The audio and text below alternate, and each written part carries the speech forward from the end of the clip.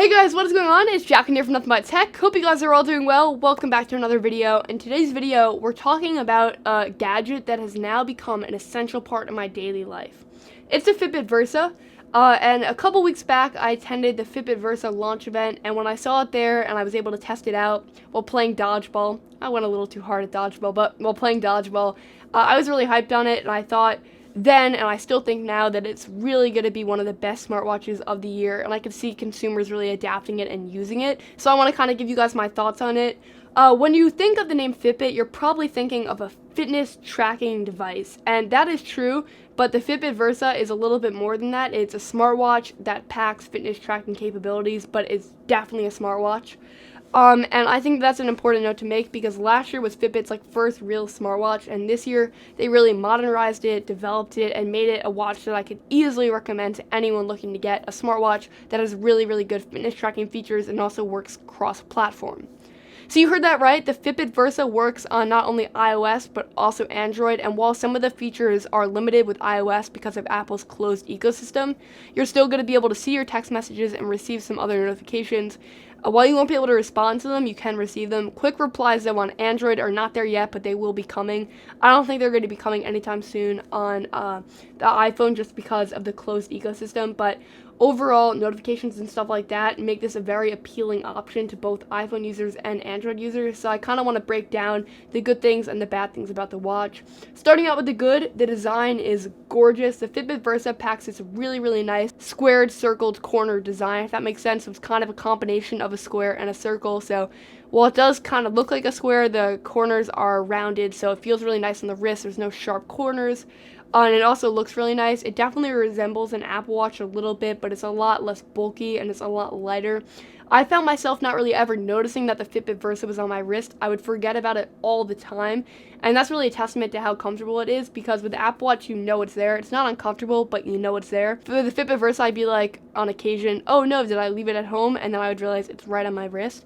It's just that light and that comfortable. And in terms of the design also, it's got a design that can be adapted to a lot of different people. So I personally have the rose gold color here, but it comes in the silver also, and the different bands that they offer also make it really customizable. So I personally like this really sleek band. It's very easy to put on. You can also buy some leather bands, and if you buy this special edition, it will come with two bands. You can get like this really nice lavender purple and another band.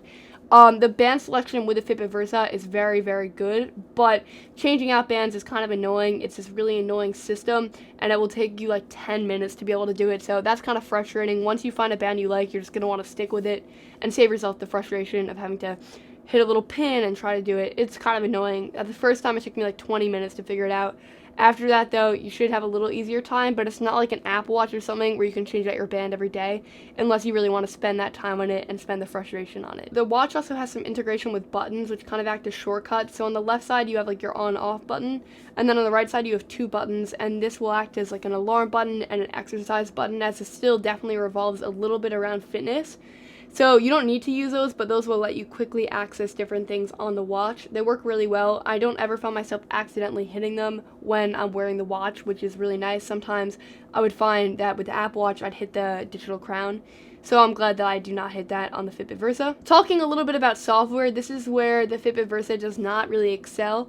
The software is very basic. It's a little laggy. It's definitely better than last year, but there's not a lot of third-party app support. There's some major titles like Pandora and some other things on the watch, but you're not going to get a ton of apps that you could use on the watch. But honestly, I don't really find that I need that. All I really need is the workout application and my music, and I'm really fine. I don't really use any other applications on the watch. In terms of the workout application, it's called Fitbit Coach.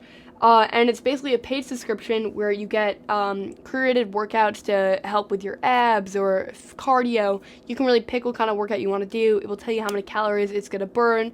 It will track your heart rate and kind of monitor everything along the way, and then add that calorie count into your application of how many calories you burn. So that actually worked really well, and the alarms surprisingly worked really well too. It would vibrate my wrist and I would wake up from them, so it actually worked really well, and it didn't really disturb anyone else because it's very quiet. In terms of fitness and health tracking, which is definitely still the theme of this watch, it's really good. It still packs heart rate tracking, it still packs sleep tracking, And it also tracks steps and different exercises, like specific exercises. Like you could say, oh, I'm going on a run, or I'm going on a treadmill, I'm doing a hike.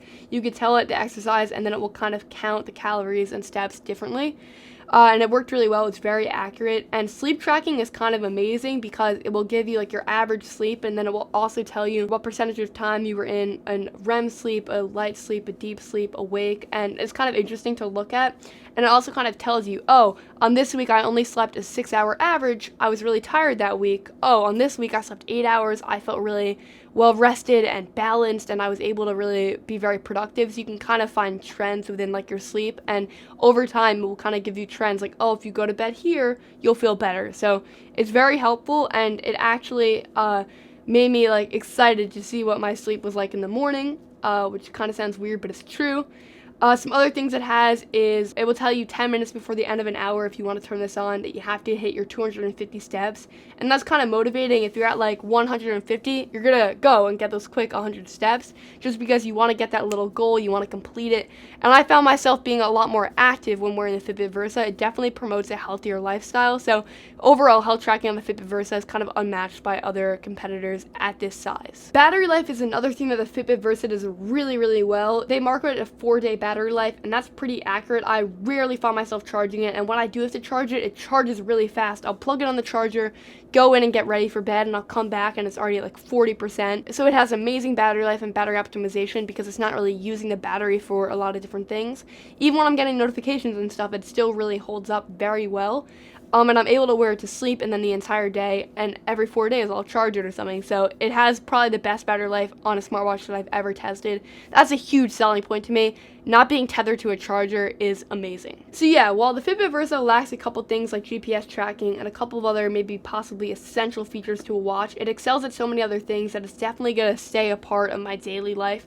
I really loved using it. I want to hear what you think though of it in the comment section down below. Thank you guys all so much for watching this video. I hope to catch you guys on the next one. You're going to want to subscribe right here so you don't miss any content, and watch my other content right here. Thank you guys all so much for watching this video. Bye.